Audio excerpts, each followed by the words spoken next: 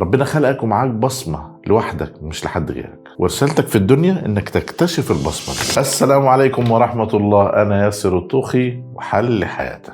يا اهلا بكم. الجملة اللي بتطاردنا كلنا نفسي الاقي شغفي. بنحس ان الشغف ده عامل زي الكنز المدفون اللي لو لقيناه حياتنا هتبقى وردي وهنصحى من النوم بنغني، والحقيقة الانتظار ده هو اللي معطلك. الشغف مش حاجة بتلاقيها بالصدفة وانت قاعد على الكنبة، الشغف ده حاجة بتصنعها وانت ماشي في الطريق. النهاردة هنعرف مع بعض ازاي تلاقي الحاجة اللي ربنا ميزك بيها. علم النفس الحديث بيقول ان في فرق بين الشغف المتخيل والانسجام. الشغف مش انك تحب الحاجة وهي سهلة، الشغف انك تحب الحاجة وتستحمل تعبها. اعمال العقل هنا انك تدور على الحاجة اللي وقتك بيسرقك وانت بتعملها حتى لو كانت صعبة. اما في الروحانيات كل واحد فينا له ثغر. ربنا خلقك ومعاك بصمة لوحدك مش لحد غيرك، ورسالتك في الدنيا انك تكتشف البصمة دي وتنفع بيها الناس. ربنا عز وجل بيقول كل يعمل على شاكلته، يعني كل واحد له الطريق بتاعه وميول وقدرات ربنا حطها فيه لسبب. شغفك الحقيقي هو المكان اللي مهاراتك بتقابل فيه حاجة الناس. تعالوا احكي لكم عن الخليل ابن احمد الفراهيدي. هو الراجل اللي اخترع علم عروض الشعر. عارف بقى اكتشف شغفه ازاي؟ ما كانش قاعد في المكتب بتاعه، كان ماشي في سوق النحاسين وهو ماشي سمع دقات المطارق على النحاس، تن تن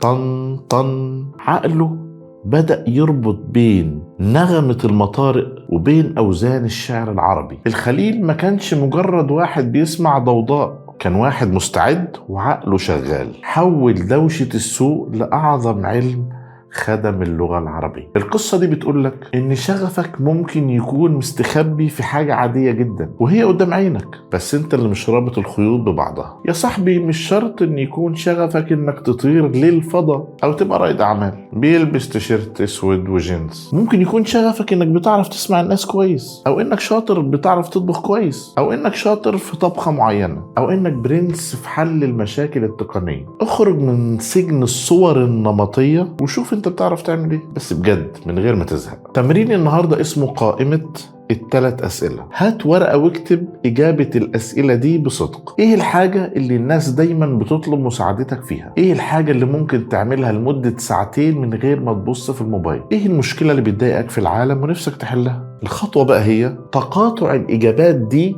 هو منطقة شغفك. جرب تبدأ فيها النهاردة كهاوي مش محترف. الشغف بيجي مع الحركة مش مع الانتظار. واشوفكم في الحلقة الجاية في خطوة جديدة للأعلى وحل حياتك. ولو حياتك حلوة الله يزيدك حلا.